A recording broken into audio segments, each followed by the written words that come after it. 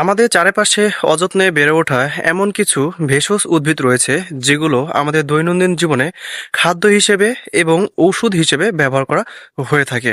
কথা বলছিলাম আমার সামনে থাকা এই উদ্ভিদটিকে নিয়ে।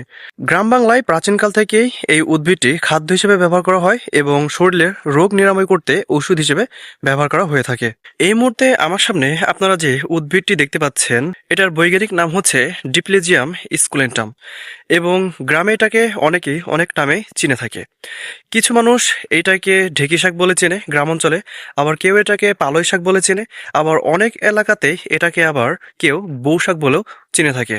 এটা হলো এক ধরনের শাক যেটা গ্রামে অনেকেই চিনে, আবার অনেকেই চিনে না, কিন্তু এই শাকটাই বাইরের দেশে কিন্তু চাষাবাদ করা হয়ে থাকে। অযত্নে বেড়ে ওঠা এই শাকের ভিতরে রয়েছে প্রচুর পরিমাণে vitamin A, C, calcium, potassium, magnesium, iron এবং ফাইবার এবং অ্যান্টিঅক্সিডেন্ট। প্রচুর পরিমাণে ভিটামিন, খনিজ এবং অ্যান্টিঅক্সিডেন্ট থাকার কারণে উচ্চ রক্তচাপ কমায়, হৃদরোগের ঝুঁকি হ্রাস করে, চোখের দৃষ্টিশক্তি বাড়াতে সাহায্য করে থাকে, ত্বক উজ্জ্বল করে এবং শরীরের ভিতর থেকে নানা ধরনের রোগ প্রতিরোধ ক্ষমতা বাড়াতে সাহায্য করে থাকে এই শাক। এই ঢেঁকি শাক ফার্ন জাতীয় উদ্ভিদ হওয়ার কারণে এটিকে যদি সঠিকভাবে রান্না না করা হয় তাহলে সমস্যা হতে পারে, তাই এটি রান্না করার সময় একটু বেশি সময় নিয়ে সঠিকভাবে রান্না করে খেতে হবে। শাকটি কম বেশি সবসময় পাওয়া যায়, সব ঋতুতে এই শাকটি জন্মে। এই শাকটার জন্মস্থান হচ্ছে এটা আপনারা আপনাদের ডোবার পাশে, খালের পাশে, পুকুরের ধারে এবং আবাদি জমির পাশে দেখবেন যে এটা জন্মায়। যদিও এই শাকে রয়েছে প্রচুর পরিমাণে vitamin A, C, iron, calcium, potassium, fibre,